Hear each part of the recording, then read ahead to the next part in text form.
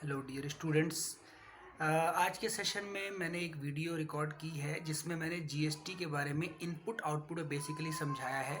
GST की जब हम लोग एंट्री की बात करते हैं तो मोस्टली हमें कन्फ्यूजन होती है कि हमें जीएसटी इनपुट कब डेबिट करना है, जीएसटी आउटपुट हमें कब क्रेडिट करना है, और सबसे इशू आता है, सबसे बड़ा इशू कि हमें इसका रिवर्सल कब करना होता है और कब हम इसको बुकिंग करते हैं, राइट। तो इनपुट की एंट्रीज, आउटपुट की एंट्रीज, इनपुट आउटपुट का पूरा कॉन्सेप्ट, और आउटवर्ड माइनस इनवर्ड जो सप्लाईज है उसको हम टैक्स पेमेंट करते हैं। तो थोड़ा सा ब्रीफ जो है मैंने इस वीडियो पूरा फोकस किया है जीएसटी की जर्नल एंट्रीज के बीच में। तो सीधा मैंने जो क्लास की रिकॉर्डिंग में मैंने डिस्कशन किया है, यानी मैंने पढ़ाते टाइम वीडियो रिकॉर्ड की है लाइव सेशन में, तो वो मैं आपको प्रेजेंट कर रहा हूँ। आई होप आपको वीडियो समझ में आ जाएगा। प्लीज़ आप उसको नोट करते जाइए। साथ साथ मैंने इसमें व्हाइट बोर्ड शो नहीं किया है, मैं सिर्फ बोल रहा हूँ और आपको बस फोकस करना है कि मैं क्या बोल रहा हूँ, उसको आप नोट डाउन करते जाइए, राइट। Thank you. चलो स्टार्ट करते हैं। जीएसटी हम लोग एंट्री कर रहे हैं जीएसटी विद अकाउंटिंग, यानी जर्नल एंट्रीज हम करेंगे जिसमें जीएसटी एलिमेंट भी होगा। हमें रियल्स का रूल्स पता है, नॉमिनल्स के रूल्स पता है और पर्सनल के रूल पता है। रियल का रूल क्या होता है? Debit what comes in, credit what goes out. Nominal कहता है debit all expenses and losses and credit all incomes and gains. Personal कहता है debit the receiver and credit the giver. ये हमारे पास रूल है। अब प्रॉब्लम कुछ नहीं है। अब जब हम जीएसटी की बात कर रहे हैं तो परचेज और सेल पे गवर्नमेंट जीएसटी लगाती है, तो हमें जो एलिमेंट करनी है उसमें जीएसटी की भी एंट्री करनी है। जैसे अभी हम नॉर्मल परचेज कर रहे थे तो परचेज दो टाइप की थी। अगर कैश में परचेज कर रहे हैं तो एंट्री होती थी purchase account debit to cash. अगर क्रेडिट में परचेज होती थी तो purchase account debit to party का नाम जिसे खरीदा, क्योंकि वो हो गया गीवर, क्रेडिट का गीवर, ठीक है। और जब कैश होता था तो क्रेडिट व्हाट गोज आउट, ठीक है। अगर सेल हम कैश करते हैं तो cash account debit to sales. अगर कैश हम क्रेडिट में करते हैं, बाद में पैसे मिलेंगे, तो डेबिट पार्टी जो चीजें खरीदा हमसे, जो रिसीवर है, और क्रेडिट सेल्स। समझ में आ गया? अब इसी परचेज सेल में क्या कर देना है? जीएसटी इंट्रोड्यूस कर देना है। जैसे जीएसटी हम डिटेल्स तो 11th में पढ़ेंगे नहीं, जीएसटी के अलग से कोर्स होते हैं या हम प्रोफेशनल कोर्स करते हैं तो जीएसटी हमें पढ़ना होता है। अकाउंटिंग प्रोफेशनल में जीएसटी बहुत बड़ा रोल है। जॉब अगर मतलब ऐसा है ही नहीं कि पर्सन को जीएसटी है उसको जॉब ना मिले, ठीक है। तो 11th पे इसलिए जीएसटी डाला गया ताकि आप स्टार्टिंग से इसमें इंटरेस्ट लें। तो जैसे मान लो ये मैंने मोबाइल खरीदा, है ना। मैंने मोबाइल खरीदा और मैंने मोबाइल वाले भैया से बोला मुझे बिल बना दो। तो जब बिल बनाएंगे तो बोलेंगे 10,000 का मोबाइल प्लस 18% जीएसटी। तो 10,000 का मोबाइल 18% जीएसटी मतलब 10,000 प्लस 1,800 मुझे उनको पे करने पड़ेंगे 11,800। यही हुआ 11,800 रुपये मुझे उनको पे करने पड़े। अब मैं उनसे अगर बोलूँ कि भैया इसमें जीएसटी मत लगाओ, मुझे जीएसटी चार्ज मत करो, तो बोलेंगे नहीं, ये गवर्नमेंट कंपलसरी कहती है इस गुड्स पे जीएसटी चार्ज करना है। अब क्योंकि गवर्नमेंट ने बोला किसको चार्ज करना है, जो बिजनेस कर रहा है। लेकिन जीएसटी जो होता है वो इनडायरेक्ट टैक्स है। कौन सा टैक्स है? इनडायरेक्ट। दो प्रकार के टैक्स होते हैं, एक डायरेक्ट और एक इनडायरेक्ट। डायरेक्ट टैक्स में जिस पे टैक्स लगेगा वो उसका बर्डन ट्रांसफर नहीं करेगा, उसको अपनी जेब से पे करना है। जैसे इनकम टैक्स, आप अपनी इनकम पे कर रहे हो, सामने वाले से उसकी वसूली नहीं कर सकते। इनडायरेक्ट टैक्स में क्या होता है, जिस पे लगता है वो आगे वाले पे उसका बर्डन ट्रांसफर कर देता है, फिर वो आगे वाले पे कर देगा। लेकिन जो कंज्यूमर होगा, अल्टीमेट उस गुड्स का यूज करेगा, वो फिर उसका बर्डन झेलेगा, यानी उसको उसकी कॉस्ट बनेगा। तो मैंने मोबाइल खरीदा, अब मुझे कितने का पड़ा? 11,800। तो सामने वाले को मैं 11,800 रुपये दूंगा, तो सामने वाला एंट्री क्या करेगा? उसके लिए सेल है, अब उसको मैंने पैसे दे दिए, तो वो cash account debit to sales 11,800 ऐसे नहीं करेगा, उसको टुकड़े करने पड़ेंगे। जैसे उसने बिल बनाया था, उसको कैसे करना पड़ेगा? Cash account debit 11,800 to sales और टू आउटपुट जीएसटी। अब ये आउटपुट इनपुट क्या है? जब हम सेल करते हैं तो हम जीएसटी लगाते हैं, और जब हम किसी से जीएसटी लगाते हैं तो गवर्नमेंट कहती है आपको ये मुझे पे करना है। जीएसटी आपने लगाया, आपको अपनी पॉकेट में नहीं रखना, आपको गवर्नमेंट को पे करना है। क्योंकि ये गवर्नमेंट का रेवेन्यू है। तो जैसे मैंने बिल बनाया 11,800 रुपये का, तो अमाउंट क्या बना, सेल तो पूरी कितने रुपए की है, सॉरी कैश उसके पास कितना आएगा 11,800, लेकिन सारा कैश उसकी पॉकेट में नहीं जाएगा, वो कुछ अपनी पॉकेट में रखेगा। जितने रुपए का उसने गुड्स है, 10,000 रुपये में उसका प्रॉफिट जुड़ा होगा, ठीक है ना, 10,000 रुपये में उसका प्रॉफिट जुड़ा होगा, उसके ऊपर टैक्स है। 11,800 रुपये में 2 टुकड़े करेगा, 2 सेल्स 2 आउटपुट जीएसटी। आउटपुट वाला लाइबिलिटी बना रहा है, क्रेडिट क्यों कर रहा है वो, क्योंकि उसको लाइबिलिटी बना रहा है। उसको लाइबिलिटी क्यों है, क्योंकि गवर्नमेंट को पे करना है। तो जब हम ऑफिस में काम करते हैं तो यही काम होता है, सेल परचेज की जीएसटी बुक की जाती है, फिर हम ये चेक करते हैं कि हमने कितना सेल में जीएसटी लगाया, हमारा परचेज में कितना लगा, और गवर्नमेंट को हम कितना पे करते हैं, आउटपुट माइनस इनपुट। मतलब आउटपुट मतलब सेल पे हमने लगाया होगा और हमने भी तो परचेज की होगी तो हम पे लगा होगा, तो दोनों का जो डिफरेंस है वो हम गवर्नमेंट को पे करते हैं। और आगे समझते हैं, ये तो मैंने मोबाइल बेचा, अब मैं क्या कर रहा हूँ, ये दूसरा एक डिवाइस खरीद रहा हूँ। मैं खरीदता हूँ बेचता हूँ, खरीदता हूँ बेचता हूँ। अब एक डिवाइस में खरीद रहा हूँ, ये मान लीजिए 20,000 रुपये का है, मैंने अब इसको खरीदा। अब 20,000 रुपये में फिर से 18% जीएसटी है, इसकी एंट्री क्या होगी, मैंने पैसे पे कर दिए, मान के चलो, purchase account debit to cash, लेकिन इसमें जीएसटी दिखाना पड़ेगा, तो बीच में जीएसटी आ जाएगा, एंट्री क्या होगी। अब क्योंकि जीएसटी मुझ पे लग रहा है, मैं इसको इनपुट बनाऊंगा। इनपुट का मतलब जो मुझ पे लग रहा है, बाद में इसका बेनिफिट लूंगा मैं, बाद में बेनिफिट लूंगा। कैसे लूंगा, देखो, purchase account debit, input GST debit to cash.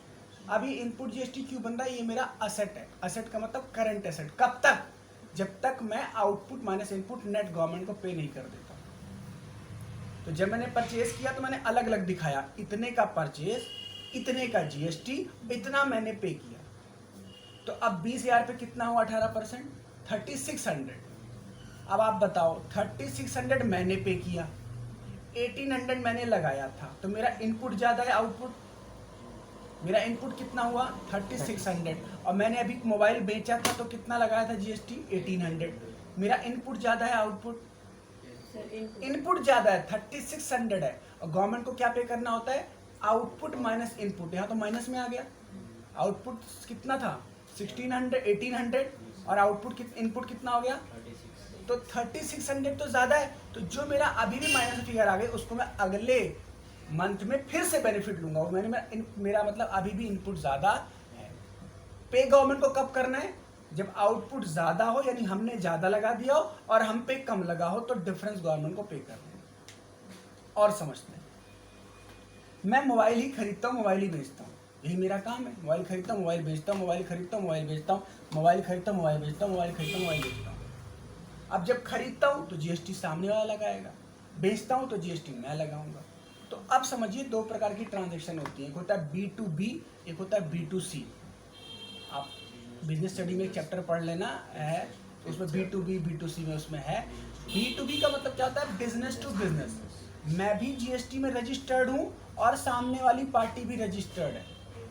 तो जब आपस में सेल परचेज करते हैं, इसे बोलते हैं बिजनेस टू बिजनेस। यानी जब मैं इसको बेचूंगा, ये इसका बेनिफिट ले लेगा, और जब मैं खरीदूंगा, अगर वो भी रजिस्टर्ड है तो मैं भी बेनिफिट ले लूंगा। यानी B2B में दोनों लोग क्या करते हैं, इनपुट आउटपुट का बेनिफिट लेते हैं। लेकिन B2C क्या होता है, बिजनेस टू कंज्यूमर। मैं ये मोबाइल जब अपने किसी स्टूडेंट या किसी पर्सन को बेचूंगा जो यूज करेगा, वो सेलर नहीं है, वो यूज करेगा, तो वो हो गया कंज्यूमर। यानी उस पे जो जीएसटी लगेगा उसके बिल में, वो उसका बेनिफिट नहीं ले पाएगा, उसको झेलना पड़ेगा, उसका बर्डन अपनी जेब से पे करना पड़ेगा, यानी उसके लिए कॉस्ट हो गई। तो हमें ये सेल परचेज की एंट्री करनी है, सेल पे जीएसटी, परचेज पे जीएसटी। परचेज पे हम पे लगेगा, सेल पे हम लगाएंगे। और मंथ के एंड में ऑफिस में क्या होता है, हम आउटपुट टोटल करते हैं, इनपुट टोटल करते हैं, आउटपुट माइनस इनपुट बन रहा है अगर पॉजिटिव तो पे कर देते हैं, वरना अगले मंथ फिर एडजस्ट कर देते हैं। गवर्नमेंट को बताते हैं हमारा इनपुट ज्यादा है, आउटपुट कम है, हम टैक्स नहीं पे करेंगे, हमारा नहीं बनता। लेकिन गवर्नमेंट को वर्किंग दिखानी होती है। एक बात तो ये समझ में आ गई। अब जीएसटी के टुकड़े कर लेते हैं, जीएसटी के टुकड़े कर लेते हैं। अब जीएसटी दो प्रकार से लगता है, एक होता है इंटर स्टेट, एक होता है इंट्रा स्टेट।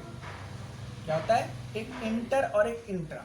अगर हम दिल्ली के अंदर व्यापार करते हैं, अगर विद इन स्टेट करते हैं, तो जीएसटी के 2 टुकड़े हो जाते हैं, सीजीएसटी, एसजीएसटी। यानी मान लो किसी गुड्स पे 18% रेट है तो 9% अलग अलग कर देना है। अब ये क्या है, ये कुछ सेंटर को जाता है, कुछ स्टेट गवर्नमेंट को जाता है, इस पर हम डीप में नहीं जाएंगे। मतलब जीएसटी के 2 टुकड़े क्यों हो गए, कुछ सेंटर ने ले लिया और कुछ स्टेट ने ले लिया। तो अब जब इंट्रा स्टेट होगा विद इन स्टेट, तो सेल होगी तो भी 2 जीएसटी, परचेज होगी तो भी जो जीएसटी, बट सेम वही रूल है, लगा हम पे तो इनपुट, हमने लगाया तो आउटपुट। अब आप बताना, मैंने मोबाइल बेचा, दिल्ली का मैं व्यापारी हूँ, दिल्ली में ही बेचा, 15,000 का मोबाइल, 10% जीएसटी, बताओ एंट्री क्या होगी। 15,000 का मोबाइल, 10% जीएसटी लगाया तो एंट्री क्या होगी, पैसे आ गए, cash account debit to sales to output CGST to output SGST. टुकड़े कर दो रेट के, 5% 5% अगर 15% है तो 7.75, अगर 10% है मतलब रेट का 2 पार्ट में कर देना। अब जब परचेज करेंगे तो भी यही देखेंगे कि मैंने जिससे खरीदा है सामने वाला पार्टी रजिस्टर्ड दिल्ली का है या दिल्ली से बाहर का, तो वो जब अपना बिल बनाएगा तो उसको ये हेडेक है, उसको क्या लगाना है, जीएसटी किस में क्या लगाना है, किसको सोचना है, सेलर को। अब सामने वाला जो बेच रहा है उसका जो ऑफिस है, रजिस्टर्ड ऑफिस है जहाँ से वो मुझे भेज रहा है, उसका फरीदाबाद में, मैं दिल्ली में हूँ, ये तो इंट्रा स्टेट हो गया, सॉरी ये तो इंटर स्टेट हो गया। इंटर मतलब 2 राज्यों के बीच में सप्लाई, तो वहाँ पे आईजीएसटी लगता है, फिर रेट के टुकड़े नहीं होते, और आईजीएसटी पूरा केंद्र सरकार ले लेती है, ठीक है। तो फिर एंट्री क्या हो जाएगी, अगर आईजीएसटी में परचेज किया मैंने तो परचेज अकाउंट डेबिट, अब मेरे ऊपर लगा है तो input IGST debit to cash, और अगर पैसे नहीं दिए तो पार्टी का नाम। ये बात समझ में आ गई, इनपुट आउटपुट समझ में आ गया। हमने लगाया आउटपुट, हम पे लगा इनपुट, गवर्नमेंट को क्या पे होगा, आउटपुट माइनस इनपुट। मैंने पूरे महीने काम किया, मैंने कुछ भी परचेज नहीं की, सारी सेल की, यानी मैंने सारा जीएसटी लगाया तो गवर्नमेंट को पे करना पड़ेगा ना, सारा पे कर देंगे। मैंने पूरे महीने काम किया, सेल ही नहीं की, सारा परचेज किया, तो सारा क्या होगा, इनपुट होगा। गवर्नमेंट को टैक्स देना है क्या, नहीं। गवर्नमेंट को हम बोलेंगे हमारे पास इनपुट पड़ा हुआ है, हमने टैक्स नहीं लगाया, हम बेनिफिट लेंगे, लेकिन गवर्नमेंट को बताओगे ना, इसे वर्किंग बोलते हैं, वर्किंग शीट बनती है, हमें तो नहीं बनाना अभी 11th में, ऑफिस के लिए फिर हम एक्सेल शीट पे बनाते। ये भी समझ में आ गया। अब एक चीज़ और समझनी है जो मेन है, जिसमें कन्फ्यूजन आती है, मैंने परचेज किया जीएसटी लगा, मैंने सेल किया जीएसटी लगाया। कभी कभी ऐसा भी तो होता है कि हम गुड्स को सेल ना करके उस गुड्स का कोई और यूज कर लेते हैं, ड्राइंग्स, लॉस बाय फायर, और बताओ गुड्स का कोई और यूज हो गया, या परचेज रिटर्न, किसी भी रीजन से आपकी गुड्स कम हो गई लेकिन सेल नहीं हुई, तो हम क्या करते हैं, याद रखना है, जो हमें जीएसटी इनपुट बनाया था उसको रिवर्स करना होता है। सर दोबारा समझाओ, ये कैलकुलेटर परचेज किया, अब इस कैलकुलेटर को मैंने परचेज किया 100 रुपए का, इस पर 10 रुपए जीएसटी है। अब इस 10 रुपए जीएसटी को मुझे क्या रखना है, इनपुट लेना है ना, लेकिन इस कैलकुलेटर को मैंने बेचा नहीं, इसको मैंने पर्सनल यूज कर लिया, ड्राइंग बना लिया, ये लॉस बाय फायर हो गया, कोई भी इसमें प्रॉब्लम आ गई, यानी इसकी वैल्यू कम हो गई, ये गया। अब जो इस पे इनपुट लगेगा, इनपुट लगा था उसको मुझे कैंसिल करना है, क्या करना है, कैंसिल। तो सिंपल सी बात है, इनपुट हम डेबिट करते हैं, क्रेडिट, बताओ डेबिट, इनपुट हमने डेबिट बनाया यानी असेट बनाया, उसको अब क्या कर देना है, क्रेडिट, बस। तो कंफ्यूज ये मत होना कि सर आपने इनपुट बोला था डेबिट करेंगे, अब क्रेडिट कर रहे हो, डेबिट ही हमने किया था, अब उसको हम कैंसिल कर रहे हैं क्योंकि वो गुड्स रही नहीं। सेल पे तो हम लगाते हैं, लेकिन जब गुड्स कम हो रही है तो उस पर लगा थोड़ा ना सकते हैं, उसके इनपुट को कैंसिल करना है, ठीक है। तो जो हमने इनपुट सीजीएसटी कुछ भी किया होगा उसको हम अब क्रेडिट कर देंगे, इससे ये पता चलेगा उस पर जो टैक्स का बेनिफिट हमने ले रखा था वो उसको हटा दिया, समझ गए।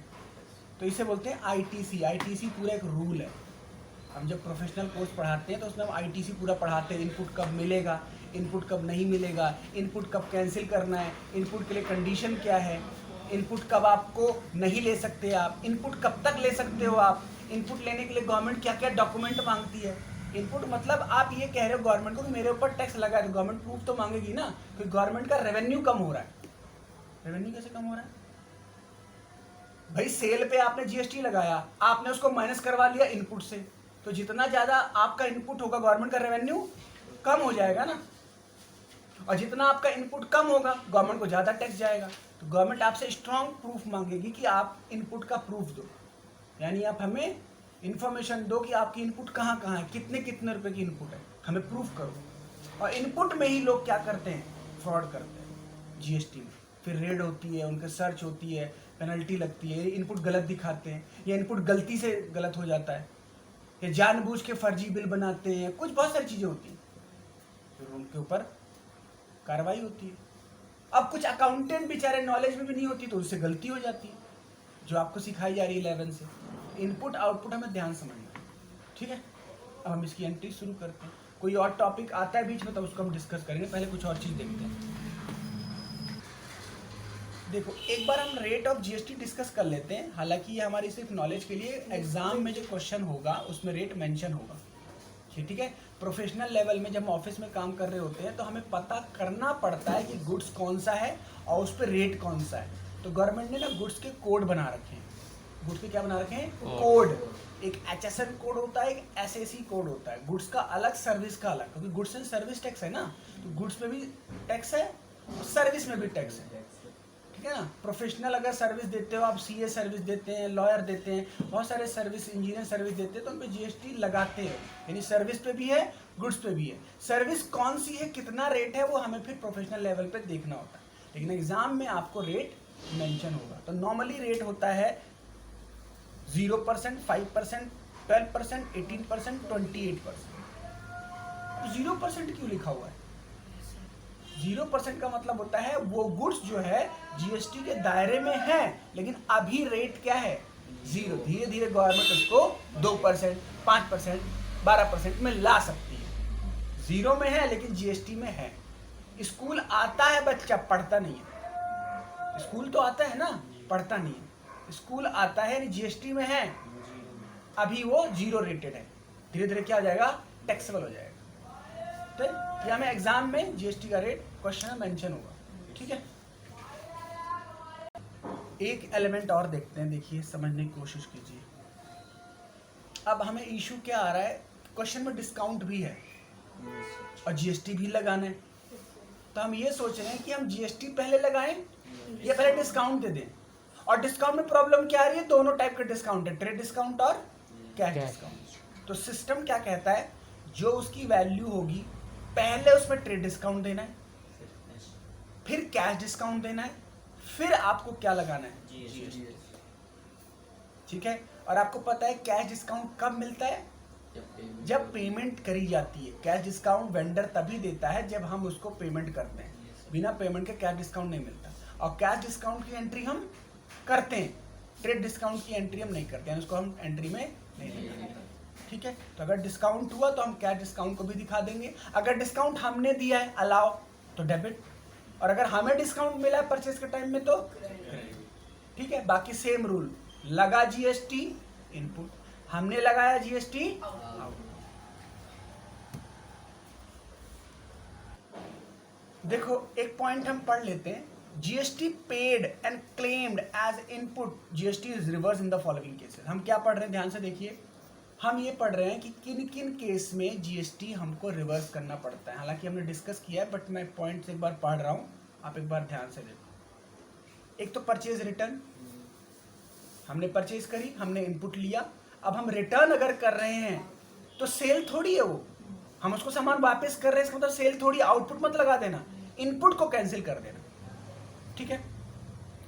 अच्छा, ड्राइंग्स, थर्ड पॉइंट देखो। ड्राइंग्स अगर हम करते हैं तो मैंने आपको बताया था, थर्ड पॉइंट, ड्राइंग्स अगर किया तो गुड्स आपने यूज कर लिया, जब परचेज किया होगा तो इनपुट लगाया होगा, उसका हमें बेनिफिट कैंसिल करना पड़ेगा। गुड्स लॉस बाय फायर, ठीक है।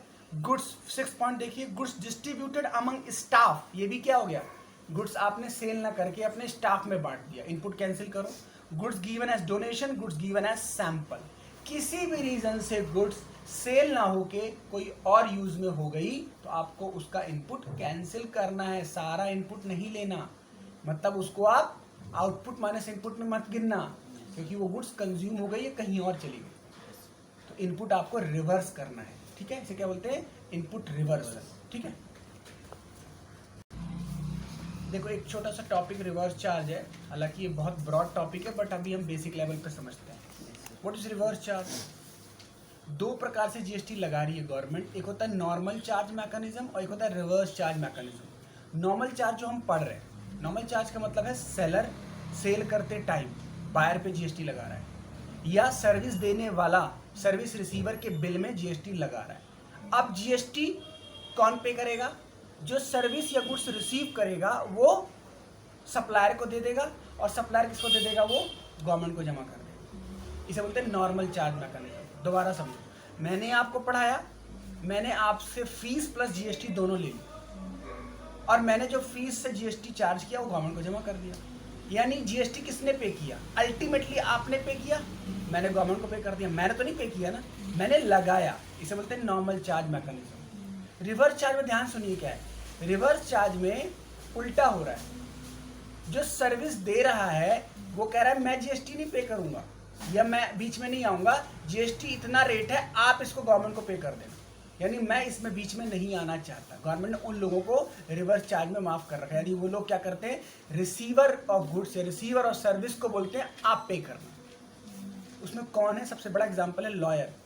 लॉयर को रिवर्स चार्ज में है। जैसे मान लो लॉयर ने कोई सर्विस दी, तो वो लोग जीएसटी ना तो चार्ज करते ना पे करते, वो आपको बता देंगे कि इतनी सर्विस पे इतना जीएसटी है, आप इसको गवर्नमेंट को पे कर देना। यानी ऑफिस में हमें ये पता होना चाहिए किन किन सर्विस में हम फंसेंगे, हमें गवर्नमेंट को पे करना पड़ेगा, चाहे हम उस सर्विस को ले क्यों रहे हैं। यानी हम सर्विस को ले रहे हैं, गुड्स खरीद रहे हैं, तो रिवर्स चार्ज में हम आ जाएंगे। रिवर्स चार्ज समझना है? रिवर्स चार्ज का मतलब, अगर मैं सेलर हूं तो नॉर्मली मैं गुड्स बेचता हूं या सर्विस देता हूं तो जीएसटी लगाता हूं, और सामने वाला पर्सन जीएसटी मुझे पे करता है, मैं गवर्नमेंट को पे करता हूं। रिवर्स चार्ज में क्या हो रहा है? मैं आपको गुड्स बेच रहा हूं या सर्विस दे रहा हूं, जीएसटी एलिमेंट मैं चार्ज नहीं कर रहा हूं, आपको पता होना चाहिए ये रिवर्स चार्ज में है, ये मुझे पे करना पड़ेगा। ये सिचुएशन तब आती है, वो कब आती है? देखो यहाँ लिखा हुआ है, जब आउटसाइड इंडिया ऐसा होता है। ट्रांजेक्शन कैसी हुई है? Outside India. ये मैंने आपको बताया लॉयर का केस, या अनरजिस्टर्ड टैक्स पेयर के केस में। कब होता है ये? Unregistered tax payer. हालांकि इतना डीप हमें नहीं जाना बेसिक लेवल में। रिवर्स चार्ज का मीनिंग आप समझिए, the person who will receive the goods और service who has to pay the tax directly to the government, directly to the government. Seller यहाँ पे नहीं आएगा बीच में। आपको खुद पता करना पड़ेगा, रिवर्स चार्ज मेरे ऊपर लगेगा, मुझे पे करना पड़ेगा गवर्नमेंट। ठीक है, दोनों ही केस में जा तो गवर्नमेंट को ही रहा है ना, ऐसा तो नहीं ना जीएसटी जो लगा रहा अपनी जेब में रख रहा है तो फ्रॉड है। चाहे रिवर्स चार्ज में लगे चाहे पॉजिटिव में लगे, दोनों में ही जाएगा गवर्नमेंट को। कौन जमा कराएगा ये एक लायबिलिटी है। अगर सेलर चार्ज करके खुद जमा करा रहा है तो ये क्या है? Normal charge. अगर रिसीवर अपने आप जमा करा रहा है, ये क्या है? Reverse charge. ठीक है।